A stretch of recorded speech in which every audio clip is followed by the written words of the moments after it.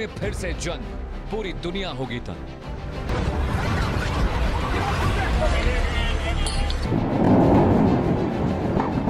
Iran का पलटवार, America का हैवी प्रहार।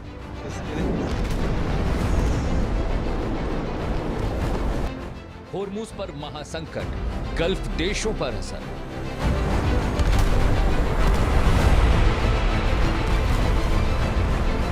ड्रोन बनाम डोमिनेशन, कौन देगा दखल?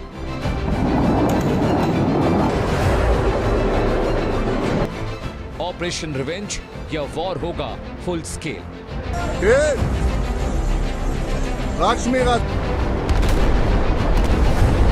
खाड़ी में आग, दुनिया बर्बाद। दर्शकों, आप देख रहे हैं देश का सवाल। मिडिल ईस्ट एक बार फिर बारूद के ढेर पर खड़ा है। ईरान ने दावा किया है कि उसने कतर, कुवैत और बहरीन में मौजूद अमेरिकी सैन्य ठिकानों पर ड्रोन और मिसाइलों से हमला बोला है। अमेरिकी राडार और एयर डिफेंस सिस्टम को भी निशाना बनाया है।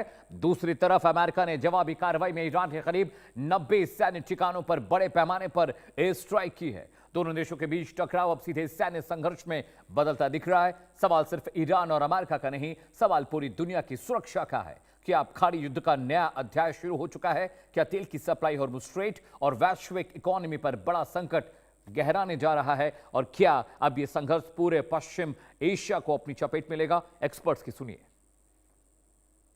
खाड़ी देश अगर अपनी आर्मी, नेवी या एयरफोर्स का इस्तेमाल ईरान के खिलाफ करेंगे तो हमेशा हमेशा के लिए ईरान के साथ उनके संबंध बिगड़ जाएंगे। और ईरान पहले भी, आज भी और भविष्य में भी पर्शियन गल्फ के आसपास एक बहुत ही इन्फ्लुएंशियल देश रहा है, रहेगा। हाँ, खाड़ी के देश मजबूरी में अपने यहाँ से जो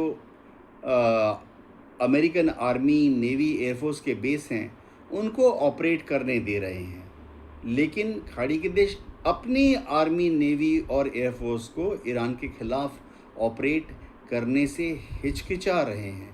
यदि ईरान की इस्लामिक रिजीम ने अपने व्यवहार में सकारात्मक परिवर्तन लाए होते तो उसे बड़े लाभ होने जा रहे थे। $300 बिलियन की राशि तक उसे मिल सकती थी, उसके एसेट्स डिफ्रीज हो सकते थे, उसके ऊपर लगे सैंक्शंस हट सकते थे। लेकिन ये तभी संभव था जब ईरानियन इस्लामिक रिजीम अपने व्यवहार में सकारात्मक परिवर्तन ला करके दिखाते। लेकिन जिस तरीके से इस्लामिक रिजीम ने अभी स्टेट ऑफ हॉर्मुज़ के 3 शिप्स को टारगेट किया, उसके बाद अमेरिका का जो रिस्पांस है वो बिल्कुल अपेक्षित था। और अमेरिका ने इस बात को पहले ही स्पष्ट कर रखा था कि ये जो ईरान को जो कंसेशंस दिए जा रहे हैं वो उसके बिहेवियर के आधार पर ही निर्धारित होंगे। यदि वो अच्छा बिहेवियर करेगा तो उसके साथ अच्छा बर्ताव होगा, यदि वो ख़राब बिहेवियर करके दिखाएगा तो उसके विरुद्ध बड़ी कार्रवाइयाँ भी की जाएंगी। आपने एक्सपर्ट को सुन लिया, लेकिन दर्शकों, एक तस्वीर ईरान ने जारी की है जो आपको देखनी चाहिए। वॉल पर वो तस्वीर मैं दिखाऊंगा, फिर बताऊंगा ये क्या है। दर्शकों, ये वही तस्वीर है, ये वही घर है जहां पर अयतुल्लाह अली खामनेई अपनी पोती, अपनी बहू और तमाम अधिकारियों के साथ मॉर्निंग में बैठक कर रहे थे जब अमेरिका और इजराइल ने मिलकर उनके घर पर, उनके आवास पर हमला किया था। ये हमले के बाद की तस्वीरें हैं। देखिए जरा घर की हालत देखिए, क्योंकि दर्जन भर से ज्यादा रॉकेट वहां पर गिरे थे, बंकर बस्टर बम का इस्तेमाल किया गया था। और ये घर की तस्वीरें पहली बार ईरान ने जारी की हैं। घर की हालत देखिए, धज्जियां उड़ गई हैं दीवारों की, बेसमेंट की, छत की, पूरा का पूरा जो बागीचा था वो भी तबाह और बर्बाद हो गया है। ये तस्वीरें बताती हैं कि यह हमला कितना खतरनाक था और कोई भी इसमें बच नहीं सकता था। खामनेई साहब अपने परिवार के साथ, अपनी फैमिली के साथ यहां पर थे जब अमेरिका और इजराइल ने मिलकर इस पर रिटेलिएशन किया था। चलिए, देश का सवाल अब आता है। इस तस्वीर के बाद आपको देश का सवाल दिखा देते हैं, उस पर हम चर्चा करेंगे। उन सवालों के जरिए दर्शकों से विश्लेषण पहुंचाने का कोशिश करेंगे हम। सवाल नंबर 1, क्या ईरान ने अमेरिका को खुली सैन्य चुनौती दे दी है इस जंग के बाद जब उन्होंने कहा कि we withdrawing the cease fire? सवाल नंबर 2, क्या यूएस ईरान पर अब और बड़ा हमला करने जा रहा है? सवाल नंबर 3 आपकी स्क्रीन पर आने जा रहा है, जिस पर मैं चर्चा करूंगा पैनल से। क्या खाड़ी देशों को इस युद्ध में उतरना पड़ेगा? क्या अब ऐसे हालात बनते दिखाई दे रहे हैं और क्या ऐसा होगा? सवाल नंबर 4 दर्शकों आपकी स्क्रीन पर, क्या अब हॉर्मुज़ स्ट्रेट बंद होने का खतरा और बढ़ गया है? क्या अब तेल की सप्लाई पर एक गहरा संकट आने जा रहा है। सवाल नंबर 5, क्या संयुक्त राष्ट्र इस जंग को रोकने में नाकाम साबित हुआ है? बड़ा सवाल है, इस पर हम चर्चा करेंगे। लेकिन दर्शकों, अगले घंटे लगातार एक बड़ा पैनल जुड़ेगा। उससे पहले मैं आपको बताऊं कि वहां क्या कुछ चल रहा है, यह आपके लिए जानना जरूरी है। पूरी तस्वीर, पूरा विश्लेषण आपके लिए लेकर आए हैं।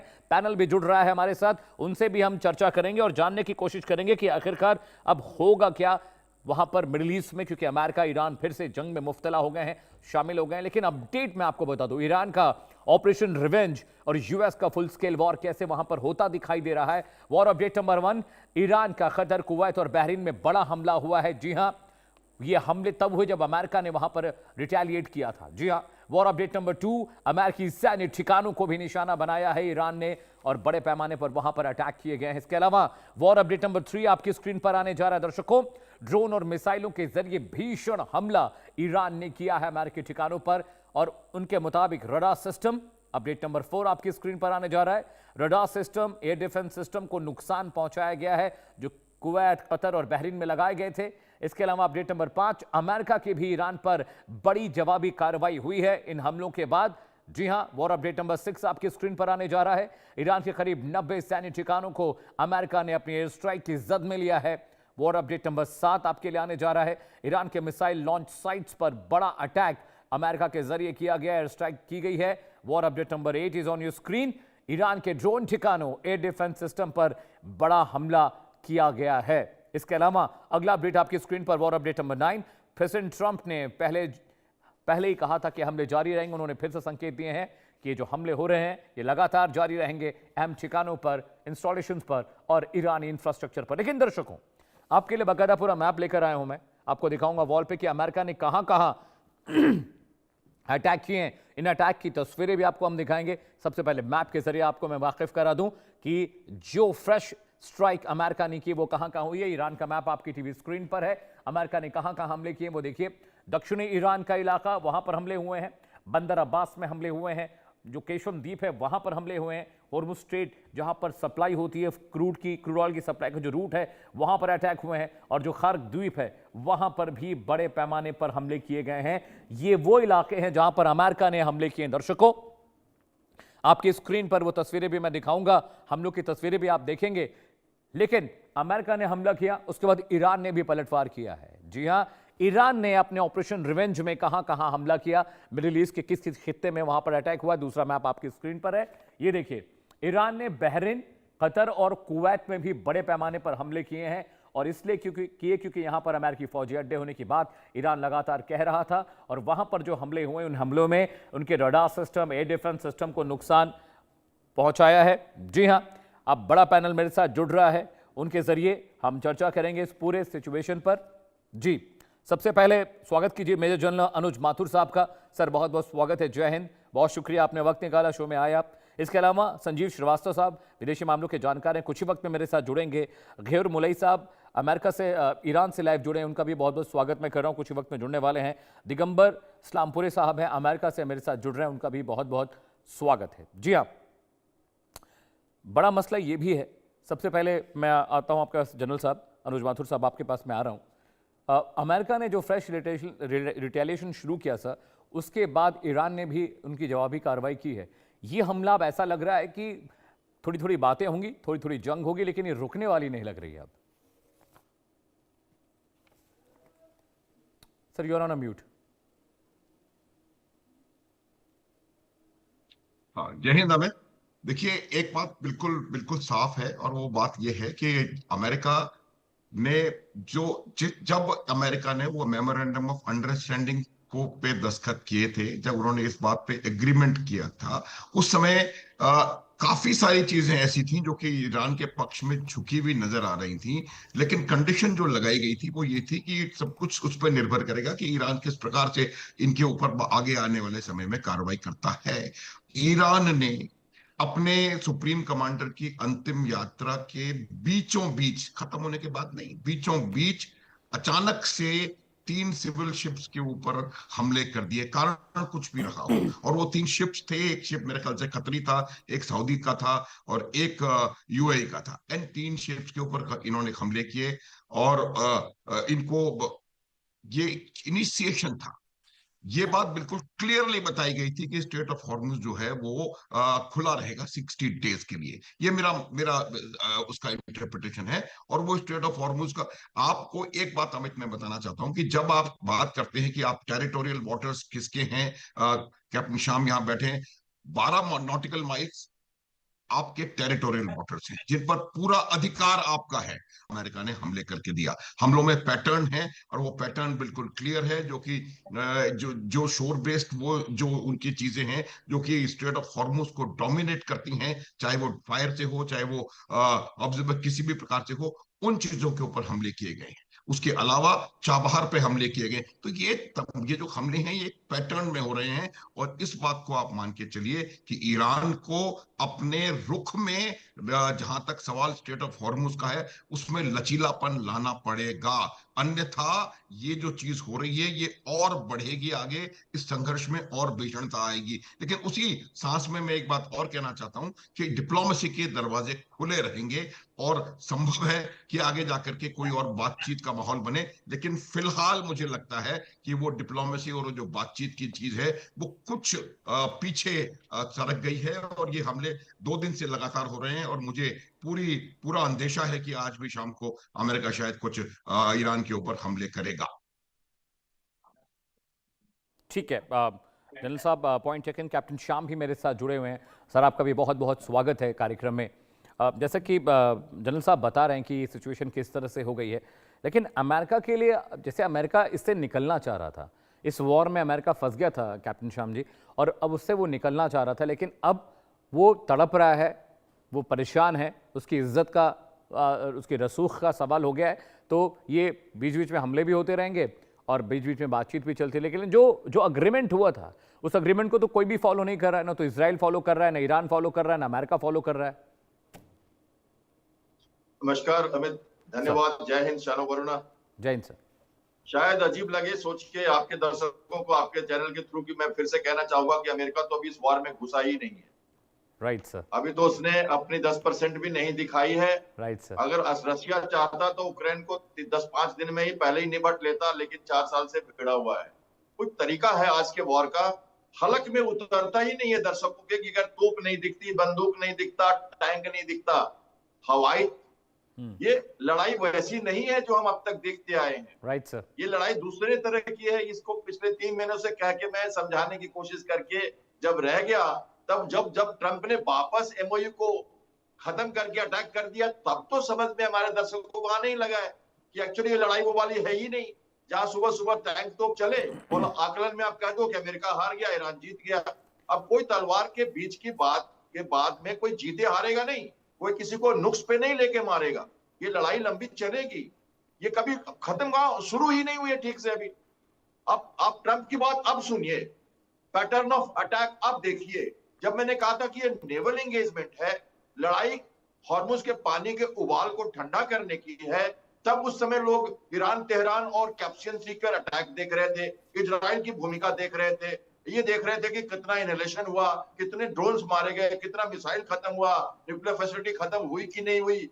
अरे वो सब इनविजिबल एम है अमेरिका का। अमेरिका का मेन एम है वर्चस्व, खलीफा का रोल, जीसीसी के कंट्री को परेशान करता हुआ जो अमेरिका सो कॉल्ड, मैं एक न्यूट्रल व्यू दे रहा हूं, सो कॉल्ड जो नैरेटिव है वो शांत तो हुआ ही नहीं है।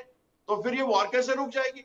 रुकेगा, सूंघेगा, स्मेल करेगा, सॉफ्टनिंग द बीच करेगा, बंदर अब्बास, सिरिक, ये आपका जो गल्फ, कोसाम, ये क्या है, खार्ग आइलैंड, ये सब सदर्न फ्लैंक्स पे ईरान के, तेहरान और बीच के तेहरान में नहीं मार रहा, इजराइल से अटैक नहीं करवा रहा, उनको टारगेट दिया था और चुप करा दिया, कैस्पियन सी उसको दिया था, ये सारी बातें पता है। अब नहीं, पार्स में मारा था, जब पार्स के ऑयल फैक्ट्री इंस्टॉलेशन को तो अमेरिका ने रिप्रिमांड किया था नेतन्याहू को, इधर मत आना, तुम आओ हमारे ब्रीफिंग में बैठो, सेंट्रल कमांड के बनो मेंबर, क्योंकि तुम यूरोपियन कमांड में थे पहले। ये सब तो बाइडेन ने किया ना जनरल ऑस्टिन के साथ बैठ के। 4 महीने में आके ट्रंप ने सीधा अटैक करवा दिया। पॉसिबल है क्या? लड़ती तो मिलिट्री है ना, और 12वें दिन युद्ध बंद किया ना, एडमिरल ब्रैड के ऊपर के ला के फिर से रेडी की मैरीटाइम एंगेजमेंट को, 40 दिन एनलेट किया, सॉफ्टनिंग द बीच कहते हैं उसको, मारा पूरी तरह से, उसके बाद ब्लॉकेट लगा दिया, फिर एमओयू डाला, फिर हटाया। और नाटो की बात आप कर रहे थे, यूरोपियन यूनियन नेवल फोर्सेस की बात कर रहे थे। जब मैं कहता था मार्च के अप्रैल में ये सब होगा तो कोई सुनता ही नहीं था। आर्टिकल लिख के छोड़ा, लेकिन माने ही लोग, बोले हार गया ट्रम्प, घुटने पे आ गया, शेम शेम। अरे अमेरिका हिट एंड रन की पॉलिसी में लड़ेगा, आएगा, लड़ेगा, घसकेगा, फिर आएगा। आप करते रहो FIR लॉज, आप करते रहो, सस्टेनेंस उसके पास है ना, उसके पास ड्यूरेबिलिटी है ना, उसके 11 एयरक्राफ्ट कैरियर मैंडेटेड है, उनको ऑपरेशनल रखना है, उनको डिफरेंट पार्ट ऑफ वर्ल्ड में डिप्लॉय करना है। ये अमेरिका की नीति और पॉलिसी है, कॉन्स्टिट्यूशनल ऑब्लिगेशंस है। यहाँ न रहे देखो, यहाँ खड़े हो जाएंगे, उसका क्या जाता है। हाँ, कुछ मिसाइल्स गई हैं, कुछ खर्चा हुआ है, लेकिन सुप्रीमेसी, 3 चीजें, ग्रेटर इजराइल ड्रीम, वर्चस्व खलीफा का मिडिल ईस्ट में, ईरान का, और सुप्रीमेसी डोमिनेंस ऑफ अमेरिका, ये 3 चीजें इस वॉर में हैं। Alright, और sir. तीनों चीजें चल रही हैं अपनी अपनी जगह पे, ये चलती रहेंगी, और इनको ऊपर सबसे ज्यादा तो प्रभाव अमेरिका का है, तो ये चलेगा, इसमें कोई डाउट नहीं है। किसी तरह की कोई कोताही मैं बरतता नहीं हूं बोलने में। और ये सिंगल हैंडेड वॉर है जो अमेरिका सोच समझ के दोबारा आया है, फिर रोकेगा, फिर आएगा, तो ये लंबी चलेगी कहानी, ऐसा मेरा मानना है। Alright, वैसे मैं न्यूट्रल व्यू देता हूँ। ईरान हमारा पड़ोसी रहा है, बीच में अभी पाकिस्तान बन गया है, कभी फिर से शायद हम ईरान के साथ रहेंगे। चाबार हमारा स्ट्रेटेजिक पोर्ट है, और हमारे गवर्नर जब वहां गए भारत की तरफ से रिप्रेजेंटेशन में, जब हमारी वहां पे शहादत की जो जनाजा निकला था, तो चाबार पे भी बात चल रही है। हम अभी भी अपनी पैनी नजर रखे हुए हैं और कोशिश कर रहे हैं कि वो बेस वहां अटैक ना हो, वो सुरक्षित रहे। मामला देखिए, लास्ट पॉइंट कहूंगा, जब तक फ्रीडम ऑफ नेविगेशन जो MU में परसीव करता है अमेरिका के, जो पहले वाला रास्ता था, जो लद्दाख और कोसाम के बीच से नहीं जाता था, वो जो मैं बनाता था ना, कैप्टन श्याम, बहुत कम वक्त मेरे पास है, माफी चाहता हूं, मैं आपको रोक रहा हूं। I really buy your point sir, I really take your point. जो आप बात कह रहे हैं वो बिल्कुल जायज़ बात है। दिगंबर इस्लामपुरे साहब मेरे साथ जुड़े हैं, संजीव श्रीवास्तव जी भी आ चुके हैं। सर बहुत बहुत स्वागत है आपका। दिगंबर, अब मैं आपके पास आ रहा हूँ, he is joining from US। जो बात कैप्टन साहब कह रहे हैं, कैप्टन श्याम कुमार, कि अभी तक अमेरिका इस जंग में उतरा ही नहीं है, and I also agree with him, आपको क्या लगता है? नहीं, वो देखो, पॉइंट ऑफ व्यू हो सकता है कि अमेरिका जिस तरह पूरी तरीके से उतरा नहीं है, लेकिन एक बात को मानना पड़ेगा, दुनिया में अभी US is one of the military power. अगर उनकी मिलिट्री पूरा फुल फ्लेज्ड यूज किया जाए तो बहुत बड़ा अटैक और बहुत बड़ा नुकसान पहुंचा सकते हैं। लेकिन वो अभी उस तरीके का क्या बोलते हैं, ऑपरेशंस नहीं कर रहे। उनको ऑब्जेक्टिव्स क्लियर दिए गए, बट लेकिन कहीं ना कहीं अमेरिका के इंटरनल पॉलिटिकल कंपल्शंस मान लीजिए, और जो अभी का एडमिनिस्ट्रेशन है, उनका मानना है कि फॉरेन वॉर्स जो है वो अपने लिए इतना ठीक नहीं है। So there are like stupid wars, जैसे कहते हैं ट्रम्प साहब के शब्दों में। तो those are like long term wars नहीं होना चाहिए, जो भी होना चाहिए शॉर्ट टर्म ऑब्जेक्टिव होना चाहिए, उसको जल्दी से खत्म करके निपटना चाहिए। लेकिन अब जैसे जैसे माहौल बढ़ रहा है, जैसे जैसे आगे जा रहा है सिचुएशन, जब भी अमेरिकन सुप्रीमेसी, अमेरिकन मिलिट्री को चैलेंज हो सकता है कि उनका इंटरेस्ट जब उनको लगता है कि एड्रेस नहीं हो रहे, तो शायद सी बात है कि वो ऑब्वियसली बहुत और तेज अटैक कर सकते हैं। बट लेकिन अमेरिका पूरी तरीके से वार में उतरा नहीं है, वो एक कहना है। लेकिन अमेरिका का जो इनिशियल फर्स्ट फेज जो हो सकता है वो कर दिए है, उसके साथ उनको डिप्लोमेसी को चांस दिए है। ये मुझे नहीं लगता है कि सबके इंटरेस्ट में है, इंक्लूडिंग अमेरिकन इंटरेस्ट में भी है। अमेरिका को भी अभी उनका पूरा ये करना है कि देखना है, उनको चाइना से भी ये करना है। तो इन सारी चीजों को मद्देनजर रखते हुए अगर अपन देखेंगे तो अमेरिका इस वार में बहुत ही लॉन्ग गेम है ईरान के साथ, आज का नहीं है, ये बहुत दिनों से चल रहा है। और लेकिन जहां तक उनकी ईरान की साइड में देखिए तो उनके पास कुछ बचा ही नहीं है। They have lost almost everything. और उनका जो वहां पे, मैं बार बार कह रहा हूँ, उनको पब्लिक परसेप्शन से कोई लेना देना नहीं है। अगर 10 लोग मरे, 100 लोग मरे, चाहे प्रोटेस्ट में मरे, कोई वार में मरे, एडमिनिस्ट्रेशन तो एकदम डेमोक्रेसी तो है नहीं वहां पे, जो मन मर्जी वो चला रहे हैं। तो उनको कहीं ना कहीं इकोनॉमिकली ईरान ऑल्सो काफी हद तक बहुत वीक सिचुएशन पे है। अब वो ये सिचुएशन पे पहुंच गए, लेकिन जानबूझ के वो इंटरनल फैक्शंस भी हो सकते हैं, जहां पे उनको अभी जिस तरीके के उनके पॉलिटिकल रिलेवेंस के लेके IRGC हो गए, जिसे उनको कई सारे डिफरेंट आर्म्स ऑफ एडमिनिस्ट्रेशंस है, वो सब डिफरेंट लेवल के इन्फ्लुएंस एक्सपर्ट करने के लिए इस तरीके के कहीं ना कहीं चूक हो रहे हैं। लेकिन जहां तक ये जो अपना सवाल है, जो मेमोरेंडम ऑफ अंडरस्टैंडिंग है, जो पीस टॉक्स है, 60 डेज है, वो बहुत सारे टाइम पे, बहुत बहुत सारे टाइम तक ये माना जाता है कि जब तक आप इजराइल और सारे स्टेक होल्डर्स को लेके नहीं आते, जब तक एक कॉन्क्रीट अंडरस्टैंडिंग नहीं होती है, तो टेम्पररी है। तो इसके लिए ये जो मेमोरेंडम ऑफ अंडरस्टैंडिंग है, मेरे ख्याल से जैसे श्रीवास्तव साहब बोल रहे थे, ऑलराइट, दिगंबर साहब। उनके हिसाब से मैं थोड़ा बहुत मानता हूं कि ये थोड़ा बहुत लंबा चलेगा, लेकिन मेरे ख्याल से अमेरिकन इंटरेस्ट में भी यही है कि वो जल्दी से जल्दी इस वार से एग्जिट करें। बाहर आना चाहते हैं, एग्जिट करें, क्योंकि उनको मिड टर्म्स है अभी Alright, नवंबर में alright. मिड टर्म्स है, दिगंबर जी, तो please उसके stay लिए with भी me. उनको ये होता है। हाँ, alright, please stay with me sir. क्या आप गयूर मौलवी साहब भी जुड़ गए ईरान से लाइव? गयूर साहब, बहुत बहुत स्वागत है। थोड़ा आप देर से आए, बट हम डिस्कस कर रहे हैं कि अमेरिका ने एक बार फिर से आप पर रिटेलिएशन किया पहले, उसके बाद एक मेमोरेंडम MOU बनता है कि भाई ईरान, अमेरिका, इजराइल के बीच जो सीज फायर हुआ है उसको कैसे एक्टिवली हम एक्सेप्ट कर रहे हैं सारी पार्टीज मिलकर, लेकिन फिर अमेरिका हमला कर देता है, फिर ईरान भी रिटेलिएशन करता है, अमेरिकी फौजी अड्डों पर हमला करता है। अभी हम इजराइल का इंतजार कर रहे हैं कि इजराइल इस रिटेलिएशन में शरीक होता है या नहीं। फिलहाल जो सिचुएशन ईरान की है, आप कब तक आप इस जंग में शामिल रहना चाहते हैं? आपका होराइजन क्या है? सबसे पहले तो दावत देने के लिए शुक्रिया, अपने तमाम सीनियर साथी को आदाब। जय हिंद। जय। देखिए, सबसे पहली बात मैं ये कहूं कि ईरान और अमेरिका के बीच में जो ये MOU पर हस्ताक्षर हुए थे, अमेरिका शुरू से ही इसका उल्लंघन करता रहा है और कहीं ना कहीं ईरान की जनता के बीच ये बात पहले से ही जड़ बना चुकी है कि अमेरिका कभी भी भरोसे के लायक नहीं रहा है और ईरान की तरफ से लगातार ये बातें कहीं भी जाती रही हैं। और बीच बीच में पूरी दुनिया में ये तस्वीरें भी गर्दिश करती रही हैं कि ईरान में इस MOU का एक बड़ा तबका विरोध कर रहा है। उस विरोध का कारण भी यही था कि ये लोग अमेरिका से एक बार नहीं बल्कि बार बार धोखा खा चुके हैं, बार बार अमेरिका के जुल्म सितम का निशाना बनते रहे हैं। और लेकिन एक बात और जो यहाँ कही जाती रही वो ये भी थी कि हम एक बार फिर अमेरिका के साथ इस उम्मीद में इस MOU पर दस्तखत कर रहे हैं कि अमेरिका की हरकतों के कारण जो ये पूरा इलाका और कहीं ना कहीं पूरी दुनिया प्रभावित हो रही है, पूरी दुनिया इन बातों से प्रभावित ना हो, लेकिन अमेरिका की तरफ से लगातार उल्लंघन जारी रहा। इस MOU में सबसे पहले ये कहा गया था कि ईरान के खिलाफ या किसी भी पक्ष के खिलाफ कोई जबान दराजी नहीं होगी, धमकी की भाषा इस्तेमाल नहीं की जाएगी। लेकिन पूरी दुनिया देख रही है कि ट्रंप से लेकर और इसराइल की तरफ से लगातार धमकियां मिलती रही हैं। हद यह है कि सुप्रीम लीडर को भी फिर से असैसिनेशन की धमकियां मिलती रही हैं।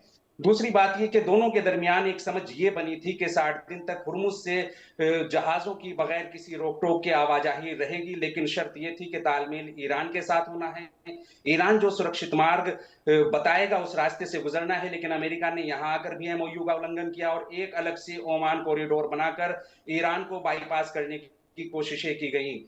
दूसरी बात यह कि इसी MOU में कहा गया था कि ईरान के फ्रोजन एसेट्स रिलीज किए जाएंगे, उसकी संपत्ति रिलीज की जाएगी, लेकिन अमेरिका की तरफ से क्या बयानबाजी हुई से पूरी दुनिया जानती है। यानी कहीं ना कहीं अमेरिका शुरू से ही शांति नहीं चाहता था, शांति का पक्षधर नहीं था, बल्कि उसे टाइम चाहिए था, जमाना चाहिए था, ताकि एक बार फिर नए सिरे से आकर इस इलाके में गुंडागर्दी कर सके, आतंक मचा सके। हकीकत यह है कि कभी भी अमेरिका की तरफ से शांति की गंभीर कोशिशें नहीं की गई। एक तरफ जहां ईरान और अमेरिका MOU पर दस्तखत कर रहे थे, वहीं दूसरी तरफ लेबनान में इसराइल के बर्बर हमले जारी थे, बल्कि इसराइल ना कहूं, मैं कहूं कि अमेरिका के प्रॉक्सी IDF और इसराइल नामक एक आतंकी स्टेट के लगातार बर्बर वहशी हमले जारी थे। गज्जा में भी लगातार हमले जारी थे, जबकि तय ये हुआ था कि तमाम मोर्चों पर जंगबंदी होगी, जिसमें गज्जा भी शामिल था, लेबनान भी शामिल था। फिर दूसरी तरफ जो ये बात हुई थी कि ईरान के फ्रोजन असासे और उसके मुंजमद असासे, उसकी संपत्ति रिलीज की जाएगी, तो ट्रंप ने चिढ़ाते हुए, बल्कि कहा जाए बेशर्मी से मुस्कुराते हुए साफ साफ कहा कि हम एक पाई भी, एक सेंट भी रिलीज नहीं करेंगे। यानी जो ये MOU के नाम का ड्रामा हुआ था, ये सिर्फ अमेरिका की साजिशें थी थोड़ा सा वक्त खरीदने के लिए। देखिए, अमेरिका के साथ मुश्किल ये है कि अमेरिका ने अपने कंधे पर जिस बेताल को बिठाया था, वो बेताल सिर्फ अब अमेरिका के लिए नहीं बल्कि पूरी दुनिया के लिए खतरा बन चुका है, और ये बेताल है इसराइल। इस बात को कहीं ना कहीं पूरी दुनिया जानती भी है, लेकिन अल्लाह ही जाने, रान ही जाने कि क्यों खामोशी है। ऑलराइट, संजीव सर के पास जा रहा हूँ, is a foreign affairs expert. Gayur साहब, संजीव सर, मैं आपके पास इसलिए आखिर में आया, मैं चाहता था कि आप सबके व्यू को सुन लें। अब मेरा सवाल सर आपसे ये है कि गयूर महलवी साहब कह रहे हैं कि वो अग्रीमेंट सब नाटक था, अमेरिका सिर्फ टाइम बाई करना चाहता था, और ये बात सच है कि जितनी बार भी शांति की बात हुई, सीज फायर की बात हुई, हमेशा अमेरिका ने पहले अटैक किया ईरान पर। अब सिचुएशन इतनी खराब हो गई है कि अमेरिका कह रहा है कि हम और मारेंगे 80-90 जगहों पर, वो कह रहे हैं कि हमने हमले किए हैं, केशम द्वीप, बंदर अब्बास और जो दक्षिण ईरान का इलाका है वहां पर हमले हुए हैं। यहां से ये वॉर क्या फर्स्ट फेज वाला जो वॉर था वहां जाता देख रहे हैं, और क्या इजराइल अमेरिका को ज्वाइन करेगा रिटेलिएशन में? संजीव सर। और देखिए अमित जी, मैंने अभी जस्ट मौलाई जी की बातें सुनी, माथुर सर को मैं नहीं सुन पाया, लेकिन दिगंबर जी को भी मैंने सुना। और देखिए मैं स्पष्ट रूप से इस बात को मानता हूं कि यूनाइटेड स्टेट्स ऑफ अमेरिका और ईरान के बीच में एक अभी भी अविश्वास की गहरी खाई है, और एक बहुत ही मेजर ट्रस्ट डेफिसिट, बहुत ही डीप ट्रस्ट डेफिसिट अभी भी बना हुआ है। और ये जो ट्रस्ट डेफिसिट को कम करना और एक नई तरीके का स्टेटस को बनाना, उसमें एक लंबा समय लगेगा। और ये जो यूएस और ईरान के बीच का जो मेमोरेंडम ऑफ अंडरस्टैंडिंग साइन हुआ था, वो कंडीशनल था। और जैसा कि मैं पहले भी लगातार इस बात को कहता रहा हूं कि इस बात पर डिपेंड करेगा कि ईरान की जो इस्लामिक रिजीम है वो कैसा बिहेवियर करके दिखाती है। यदि वो अपने बिहेवियर में सकारात्मक बदलाव ला करके दिखाते, यदि वो अपने जो इस एमओयू के कमिटमेंट्स को फॉलो करते, जो कि जाहिर उन्होंने नहीं किया, उसको वायलेट किया है, और यदि वो ऐसा करते तो उनको बड़े लाभ होने जा रहे थे। $300 बिलियन की जो मदद है उनको मिल सकती थी, उनके जो एसेट्स हैं वो डिफ्रीज हो सकते थे, उनके ऊपर लगे हुए इकोनॉमिक सैंक्शंस हट सकते थे, और इस तरीके के जो बड़े लिवरेजेस हैं वो ईरान को मिल सकते थे। लेकिन ये इस बात पर डिपेंड करता कि ईरान की जो इस्लामिक रिजीम है वो कैसा बिहेवियर करके दिखाती है।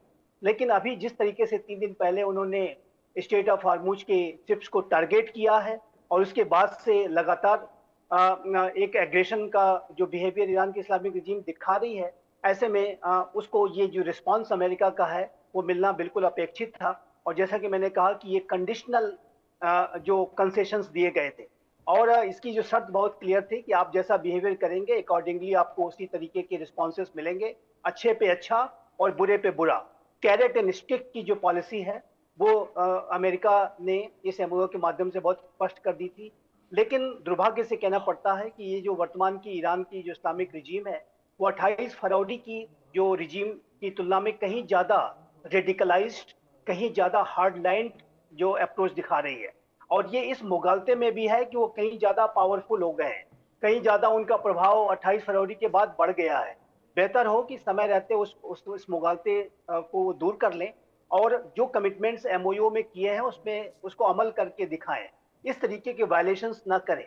और देखिए स्टेट ऑफ हार्मुज को ये कहना कि हमारी टेरिटरी है, हम बताएंगे कि कोई शिप वहां से कैसे गुजरेगा, और यदि कोई किसी शिप ने नहीं इस बारे में जानकारी दी तो उसको हम अटैक करके उसको ध्वस्त कर देंगे, उसको जो है डुबो देंगे। इस तरीके की जो मानसिकता है वो पूरे अंतर्राष्ट्रीय समुदाय के साथ खिलवाड़ करने जैसी है। और ये अंतर्राष्ट्रीय जो मैरीटाइम लॉज है उसका भी सीधा सीधा वायलेशन है, क्योंकि ये जो स्टेट ऑफ हार्मुज है वो इंटरनेशनल वाटरवेज है जिस पर सभी राष्ट्रों का हक है, और वहां पर फ्रीडम ऑफ नेविगेशन का स्थापित होना नितांत आवश्यक है। और यदि ईरान उसको डिसरप्ट करने की कोशिश करेगा, या इवन कि वो टोल टैक्स तो वो कहते ही रहे हैं, लेकिन यदि वो ये भी कहेंगे कि हम बताएंगे कि आप इस रास्ते से जाएं, और यदि आप नहीं गए तो फिर आपको हम हिट करेंगे, तो ये बिल्कुल गलत बिहेवियर है और अनएक्सेप्टेबल बिहेवियर है। और जब ईरान ने ऐसा बिहेवियर दिखाया, ईरान की इस्लामिक रिजीम ने, तो उसको उसे यथोचित रिस्पॉन्स भी मिला है। और अमेरिका इस बात को डे 1 से कहता रहा, डोनाल्ड ट्रंप इस बात को बहुत स्पष्ट बता चुके हैं कि आपका जैसा बिहेवियर होगा अकॉर्डिंगली हम रिस्पॉन्ड करेंगे। और मेरा देखिए ऐसा मानना है कि ईरान के इस्लामिक रिजीम को बहुत सारे चांसेस लगातार दिए जा रहे हैं। 28 फरवरी के पहले भी उनको नेगोशिएटिंग टेबल पर आने के लिए कहा गया था, लेकिन उसमें भी डिली डालिंग की। उसके बाद अब वो उसमें डिस्ट्रप्शंस पैदा कर रहे हैं। स्टेट ऑफ हार्मुज का वेपनाइजेशन, कम्बैटाइजेशन लगातार वो अभी करके रखना चाहते हैं। तो यदि इसी तरीके का बिहेवियर ईरान की इस्लामिक रिजीम दर्शाएगी तो मैं इस बात की भी संभावना देखता हूं कि उस रिजीम का जो हश्र है वो वही होगा जो सद्दाम हुसैन के रिजीम का हुआ था। सद्दाम हुसैन को गल्फ वॉर के बाद ऐसा लगने लगा था कि गल्फ वॉर में तो अमेरिका ने कुवैत को के ऑक्यूपेशन को जो है उससे मुक्त करा लिया, इराकी ऑक्यूपेशन से। लेकिन सद्दाम हुसैन को लग रहा था कि वो मैं बच गया और मेरा कोई कुछ बिगाड़ नहीं सकता, लेकिन उसमें लंबा समय जरूर लगा। George H.W. बुश से जॉर्ज W. बुश तक की यात्रा जरूर अमेरिका को उतना इंतजार करना पड़ा, लेकिन अल्टीमेटली इस रिजीम का फॉल हुआ। तो ये जो ईरान के इस्लामिक रिजीम को इतिहास से कुछ सबक लेना चाहिए और अपने बिहेवियर में सकारात्मक बदलाव ला करके दिखाना चाहिए, तभी इसका जो भविष्य बेहतर बन सकता है। अदरवाइज अगर इसी तरीके का बिहेवियर वो दिखाएंगे तो ये आने वाले समय में इसका भी अगर कोलैप्स हो जाए तो उसको लेकर के आश्चर्य नहीं होना चाहिए। और ये जाहिर है कि अगर इस तरीके की वॉलेटिलिटी वो पैदा करेंगे तो ये पूरे अंतर्राष्ट्रीय समुदाय के साथ खिलवाड़ भी करेंगे और अंतर्राष्ट्रीय समुदाय की भी जहां कहीं भी थोड़ा बहुत सपोर्ट भी मिल रहा है वो भी समाप्त हो जाएगा। तो अल्टीमेटली ये डिपेंड करता है कि इस्लामिक रिजीम आने वाले समय में कैसा व्यवहार करती है और उसी के अकॉर्डिंग उसे रिस्पॉन्सेस मिलेंगे। गयूर साहब, आप जवाब देना चाहते हैं? उसके बाद मैं जनरल साहब के पास जाऊंगा। गयूर मौलाई। सर देखिए, एक आम जो चलन हो चुका है वो ये है कि झूठ इतनी शिद्दत से बोलो, इतना ज्यादा बोलो कि सच लगने लगे। और मैं समझता हूं कि ये कोई बहुत अच्छी बात नहीं है। हमारे सीनियर साथी ने कहा कि इससे पहले भी 28 फरवरी से पहले भी ईरान को वार्ता की दावत दी गई थी। तो मैं सवाल ये करना चाहता हूं, मैं अपने सीनियर साथी से सम्मान के साथ ये पूछना चाहता हूं कि संजीव सर कुछ कह रहे हैं। संजीव सर, आप क्या कह रहे हैं? उस वक्त वो झूठ को आप बड़ी शिद्दत से आप बोल रहे थे अपनी ही बातें वार्ता की मेज पर था और खुद ओमान के विदेश मंत्री ने ये कहा था कि ईरान हर तरीके से राजी हो चुका था, लेकिन फिर भी जब ईरान पर हमला किया गया तो ईरान के पास जवाबी कार्रवाई करने के अलावा कोई विकल्प नहीं बचा था। 28 फरवरी से पहले भी जून में ईरान पर जब हमला हुआ, ईरान उस वक्त भी वार्ता की मेज पर था। आप आकर ये तो कह रहे हैं कि ईरान की रेजिम को अपने बर्ताव में बदलाव लाना चाहिए, अपने रवैये में चेंजिंग लानी चाहिए। तो चेंजिंग क्या लाए? वही कर दे जो ट्रंप कहता था कि कंप्लीट सरेंडर। क्या ईरान भी यही करने लगे? Yes sir, yes sir, yes boss, जो आप कहें वही सही है। अमेरिका जिससे कहे उससे राब्ता रखो, अमेरिका जिससे कहे उससे कारोबार करो, अमेरिका जिससे कहे उससे तेल खरीदो, चाहे आपका मुल्क खुद भाड़ में चला जाए, आपका मुल्क महंगाई की गर्त में गिरता चला जाए। तो साहब, अगर ये उम्मीद है कि ईरान भी अमेरिका के आगे सरेंडर कर दे, अमेरिका जो कहे उसी एतबार से करे, तो यकीन मानिए ईरान की जनता का मिजाज ये है कि वो पहले दिन से ही ऐलान करते आ रहे हैं कि हमें मरना मंजूर है लेकिन अपमान के साथ जिंदा नहीं रहना है। और हमारे यहाँ भी टीपू सुल्तान का मशहूर जुमला है कि शेर की एक दिन की जिंदगी गीदड़ की 100 दिन की जिंदगी से अच्छी होती है। एक दिन ये बताइए, मुझे जरा बोलने दीजिए। ये बताइए कि यदि ऐसा ही अप्रोच आपका है तो फिर एमओयू पे साइन करने की क्या आवश्यकता थी? आपने एमओयू पर साइन क्यों किया? यदि आपको उस बात का शौक है तो एमओयू पे क्यों साइन किया? अमेरिका ने एमओयू पर साइन किए तो बात ये भी लड़ाई आप जारी रखते हैं। मुझे बोलने देंगे आपको? मुझे बोलने देंगे आप? तो आप शांति की बातें करेंगे, एक तरफ कमिटमेंट करेंगे, 14 पॉइंट्स पे हस्ताक्षर करेंगे और उसके अलावा अभी आप फिर से बातें की बातें कर रहे हैं, लगातार उस कमिटमेंट को वायलेट कर रहे हैं। ये कैसा अप्रोच है? कैसा डबल स्टैंडर्ड है? ये तो दोहरा चरित्र है आपकी बात कर रहे हैं। और इसी तरीके के दोहरे चरित्र से आपके ऊपर कोई भरोसा नहीं करता है। इसी तरीके के दोहरे चरित्र की वजह से आपके ऊपर भरोसा कर पाना बहुत मुश्किल है। आप जो कमिटमेंट चाहते हैं। जनरल साहब, ठीक है, गयूर साहब, जनरल साहब, मैं आपके पास आ रहा हूँ। जो बात संजीव सर कह रहे हैं वो कितनी तार्किक बात है सर, और ईरान के लिहाज से पर्सपेक्टिव में आप कैसे देखते हैं उसको? देखिए, बिल्कुल अमित, बिल्कुल पूरी तरह से मैं उनके साथ सहमत हूं, संजीव साहब के साथ। कि मैं वजह बताता हूं। देखिए, जब आपका सोच इतना ये है, ये डिल्यूजन है और ये मैं बताना चाहता हूं कि ईरान को और वहां के लोगों को इस बात का पता होना चाहिए। ये कहने की बात है, मैं भी इस बात को मानता हूं, गिदड़ और शेर और ये और वो, इस बात को आप एक तरफ रखिए। मैं ये कहना चाह रहा हूं कि आप अपने आने वाली जनरेशन्स को क्या दे करके जा रहे हैं, ये भी सोचने की आवश्यकता है। एक बात बिल्कुल साफ और क्लियर है कि अमेरिका के साथ कोई मिलिट्री कंपैरिजन नहीं है। अमेरिका और इजराइल की जो कंबाइंड ताकत है उसके सामने कोई मिलिट्री कंपैरिजन नहीं है। ये बात आप मान लीजिए। कितना जबरदस्त नुकसान हुआ है ईरान में, ये आपको पता होना चाहिए। और उसके अलावा जो आने वाले समय में वहां पर परिस्थिति होने वाली है, आप मुझे बता दें $1 की रियाल में क्या कीमत है आज की तारीख में? 18 से 20 लाख रियाल। कोई करेंसी का पूरा पतन हो चुका है। वहां लोगों को आप देखिए जनवरी में क्या हुआ था। तो ये वहां के लोगों को भी समझने की आवश्यकता है कि क्या ये चीज ठीक है। क्या ये वही ईरान है जिसने सबसे पहले जाकर के इजराइल को मान्यता दी थी और आज वो कहता है कि इजराइल को और इजराइल के रहने वाले लोगों को धरती पर रहने का हक नहीं है?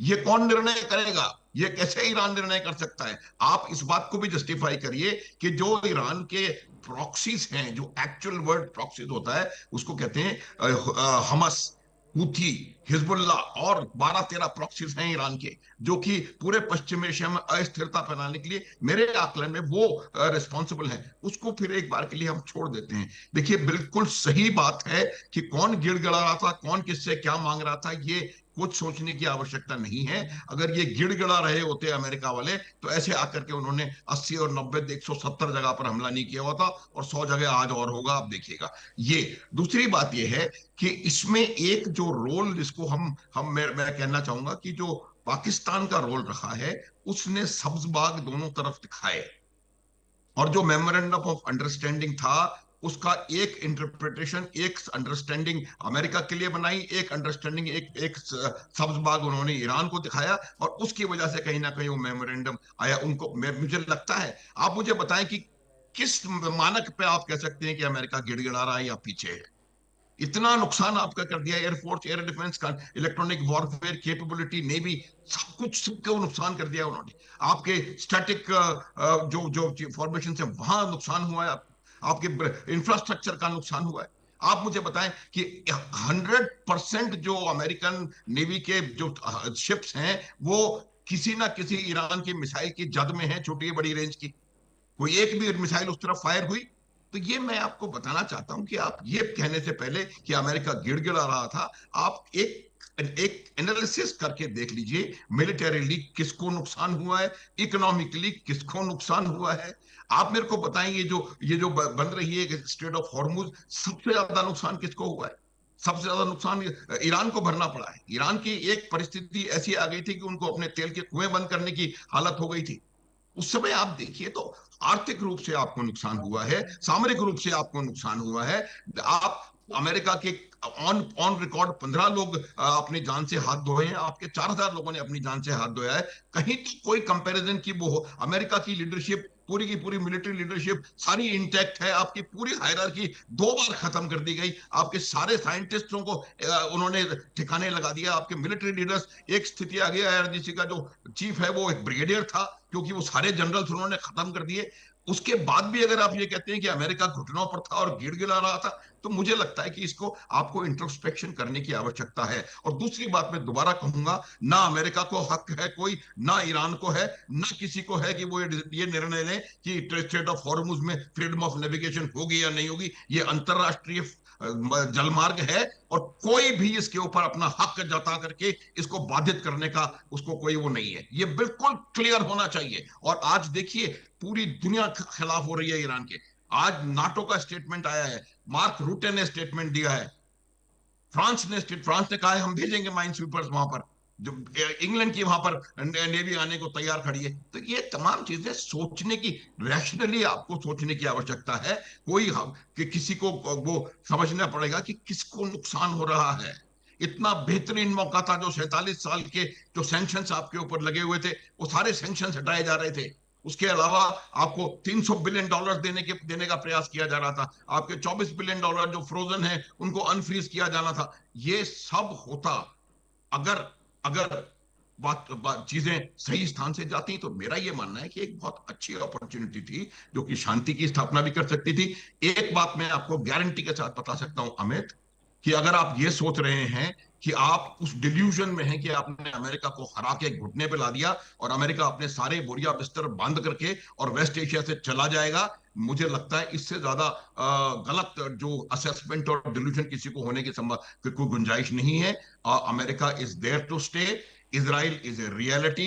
इजराइल को आप ये नहीं कह सकते कि आप यू डोंट एग्जिस्ट। आप जिस इजराइल को आपके पूर्वजों ने मान्यता दी है, जिस इजराइल के साथ आपके डायरेक्ट फ्लाइट्स थी, जिस इजराइल के साथ आपके मिलिट्री और इकोनॉमिक रिलेशंस थे, उस इजराइल की एग्जिस्टेंस पर अब आप सवाल उठा रहे हैं, तो मुझे लगता है कि इंट्रोस्पेक्शन करने की आपको आवश्यकता है।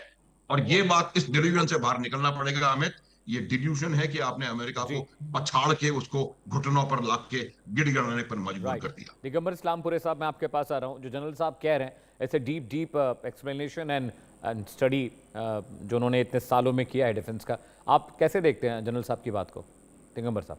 अब इसमें मेरा अभी अमित जी, आप तो पता है, जैसे जनरल साहब बोले, श्रीवास्तव साहब बोले, अमेरिका का फायर पावर के लिए कंपैरिजन टू ईरान आप कंपेयर ही नहीं कर सकते। अमेरिका के पास अभी भी इतना फायर पावर, इतना मिलिट्री कैपेबिलिटी, इतना डिप्लोमेटिक कैपेबिलिटी अभी सारे है, लेकिन एडमिनिस्ट्रेशन यूज करना चाहिए ना करना चाहिए, सारा चीज ईरान पे झोंक दिए।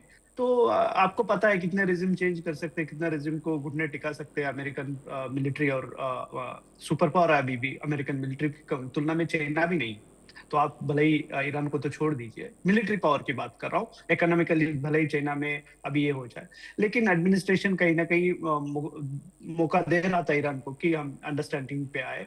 अब जो ईरान के जो मेयर साहब है वो बोल रहे कि कई सारे लंबे बात, वो तो अगर ऐसा ही है तो JCPOA भी इन्होंने साइन किया था, ऐसे ही है तो MOU भी इन्होंने साइन किया था। कहीं ना कहीं इनके जो क्या बोलते हैं, इनकी जो रिजीम है, रिजीम को भी ये चाहते हैं कि वो भी सत्ता में रहे, वो भी उनका है, लेकिन जिस तरीके के उनको लग रहा है कि अभी राज करने के लिए कुछ बचा ही नहीं है, जैसे इकोनॉमिक सिचुएशन काफी खराब हो गया, उनको रास्ता नहीं मिल रहा है, या एक चीज हो सकती है। दूसरी चीज हो सकती है उनके इंटरनल फिक्शंस, जो फिजर्स है विद इन द रेजिम में है। अभी जैसे अयतुल्ला साहब तो नहीं रहे, उनकी टॉप लीडरशिप नहीं है 40 मेंबर्स। अब जो नेक्स्ट लाइन ऑफ लीडरशिप है उसमें कहीं एकजुटता नहीं है।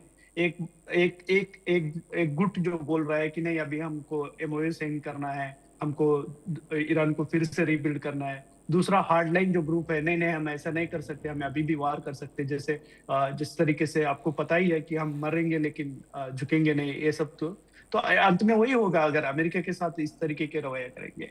अगर अमेरिका को जिस तरीके के बोल रहे इन्होंने बोले हैं, जैसे मयूर साहब, मैं उनसे पूरा सहमत नहीं हूँ। जैसे उन्होंने बोला कि इजराइल और अमेरिका को कितना डिफरेंसेस बने हैं इस वार के बीच में, आप सब देख सकते हैं नेतन्याहू और ट्रम्प साहब के बीच। जैसे बोले कि इजराइल को फ्री हैंड दिया गया, नहीं, लेबनान में उस तरीके किस तरीके का उनके ऊपर भी प्रेशर किया गया अमेरिका ने, तुम आओ और इस शांति वार्ता पे रहे। एक और मिनट अमित जी। तो दूसरी बात जो ये बोल रहे हैं कि इजराइल को भी इन्होंने कंट्रोल करने की कोशिश की, और जो उन्होंने बोल रहे कि जैसे अमेरिका, ट्रम्प साहब को भी बहुत सारे एडमिनिस्ट्रेशन के लोगों ने इस चीज से लेकिन वो क्रिटिसाइज किया गया है कि ये तो पूरा का पूरा ईरान के फेवर में है। जिस तरीके से ईरान मयूर साहब बोल रहे हैं कि नहीं हम अमेरिका का जो करेंगे वही कर लेंगे, अमेरिका का जो जिससे तेल करेंगे वो, वैसे सब नहीं है। आपके 13 बिलियन जितने बिलियन डॉलर्स आ रहे थे उसके दिगंबर साहब, मेरे पास सिर्फ आखिरी का 2 मिनट बचा है। मैं ये पूछना चाह रहा हूँ आपसे, उसके बाद मैं गयूर साहब के पास जाऊँ। क्यों नहीं अमेरिका इस जंग को खत्म करता आर्या पार? क्यों नहीं? क्यों? देखिए, खर्चा आप 1 साल तक थोड़े हमले करते रहे तो भी उतना ही खर्चा होना है आर्म्स एम्युनिशन पे। आप लगातार एक साथ हफ्ते भर रिटेलिएशन कर दें तो भी उतने आर्म्स एम्युनिशन खर्च होने। Why not to finish this war? इसको इतना लंबा क्यों खींचना है? हाँ ठीक है, वो एक इंटरप्रिटेशन सही है, ये सही सवाल है, लेकिन अगर मान लो हम खत्म भी कर दें, उसके बाद क्या है? आप देखें तालिबान और अफगानिस्तान में खत्म भी कर दिए, कई सारे दिन ये हुए, लेकिन उसके आगे का प्लानिंग भी तो होना चाहिए आपके पास। नहीं, तालिबान तो खत्म नहीं हो पाया था। बस एक आखिरी मिनट मेरे पास। दिगंबर साहब, माफी चाहता हूं, मैं आपको रोक रहा हूं। गयूर साहब, I need your closing comment on the debate. I have only left 50 seconds. Gayur साहब, प्लीज गो अहेड। भाई, बहुत से सवालात हुए थे, मुझे जवाब बहुत देने थे, लेकिन मैं शॉर्ट में कहता चलूं। हमारे जनरल साहब ने कहा कि ईरान कहता है कि यहूदियों को रहने का कोई अधिकार नहीं। मैं फिर कह रहा हूं, ये सरासर झूठ है। ईरान ने ये नहीं कहा कि यहूदियों को रहने का अधिकार नहीं। ईरान ने फिलिस्तीन की आजादी की बात की।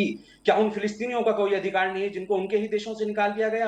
अगर आप कहेंगे कि यहूदी पीड़ित था, तो यूरोप से और दुनिया भर से जमा करके उनको फिलिस्तीनियों के इस जमीन में, फिलिस्तीनियों के वतन में बसाने का ईरान कहां कर रहा है? वो उसके प्रॉक्सी काम कर रहे हैं। ईरान तो कुछ भी नहीं कहता है, सारा काम तो प्रॉक्सीज करते हैं। हो ही नहीं रही यहाँ बात, इसका नाम तक नहीं लेते हैं, इजराइल का नाम तक नहीं लेते हैं, और आप बात कर रहे हैं कि आप यहूदियों से नफरत नहीं करते हैं। आप जायनिस्ट रिजीम कह के पुकारते हैं। हम यहूदी क्या, हम अल्लाह की किसी भी मखलूक से, किसी भी रचना से नफरत नहीं करते हैं। हम इंसान क्या, जानवरों से भी नफरत नहीं करते हैं। होलोकॉस्ट को डिनाई करते हैं, मजहब के नहीं है, लेकिन सच्चाइयों को डिनाई करते चलिए हैं। बहुत बहुत शुक्रिया आप तमाम मेहमानों का। जनरल साहब thank you so much for the great insight. Sanjeev sir बहुत बहुत शुक्रिया आपका। दिगंबर साहब बहुत शुक्रिया अमेरिका से जुड़ने के लिए, और साथ ही साथ मेरे साथ गौर मौलवी साहब थे, उनका भी बहुत बहुत शुक्रिया। दर्शकों वक्त एक ब्रेक का है, ब्रेक के बाद भी खबरों का सिलसिला हम जारी रखने वाले लगातार। Stay with us.